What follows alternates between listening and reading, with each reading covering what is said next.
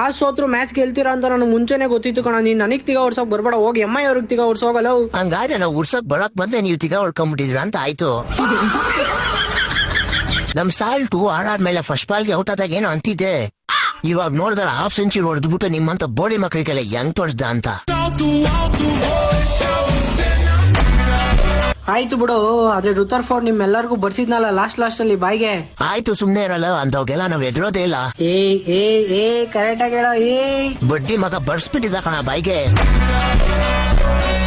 ಅದ್ ಸರಿ, ಆಗ್ಲೇ ನೀನು ನಾವು ಟಾಸ್ ಸೋತ್ರು ಮ್ಯಾಚ್ ಗೆಲ್ತೀವಿ ಅಂತ ಮುಂಚೆನೆ ಗೊತ್ತಾಯ್ತು ಅಂದಲ್ಲ, ಹೆಂಗೆ? ಅದೇನಿಲ್ಲ ಕಣ, ನನ್ ಭಯದಲ್ಲಿ ಒಂದ್ ವಾಟ್ಸ್ಆಪ್ ಗ್ರೂಪ್ ಲಿಂಕ್ ಐತೆ, ಅದಕ್ಕೆ ಹೋಗಿ ಜಾಯ್ನ್ ಆಗು, ನಿನ್ಗೂ ಮುಂಚೆನೆ ಗೊತ್ತಾಗುತ್ತೆ. ಅಷ್ಟು ಕರೆಕ್ಟ್ ಆಗಿ ಹೇಳ್ತಾರ? ಹೌದು ಕಣ, 99% ಕರೆಕ್ಟ್ ಆಗಿ ಹೇಳ್ತಾರೆ. ಈ ತರವೆಲ್ಲ ನಿಮ್ಮಂತ ಮ್ಯಾಚ್ ಫಿಕ್ಸಿಂಗ್ ಮಾಡ್ಕೊಳ್ಳೋರ್ಗೆ ಸಿಗುತ್ತಲ್ಲ. ಎಷ್ಟೋ ತಿಗ ಉರ್ಸ್ತಿರಲ್ಲೋ, ಹಿಂಗೆ ತಿಗ ಉರ್ಸ್ತಾ ಇದ್ರೆ ನಾವು ಡಿಪ್ರೆಷನ್ ಹೊರಟೋಗ್ತಿರಲ್ಲೋ. ಡಿಪ್ರೆಷನ್ ಆದ್ರೂ ಹೋಗು, ಇನ್ನೂ 2 ವರ್ಷ ವೆಕೇಶನ್ ಆದ್ರೂ ಹೋಗು, ನಮ್ಗೇನಂತೆ, ನಾವು ತಿಗ ಉರ್ಸ್ತಾ ಇರ್ತೀರಿ, ನೀವು ತಿಗ ಉಡ್ಕೊಂತ ಇರ್ರಿ ಅಷ್ಟೇ.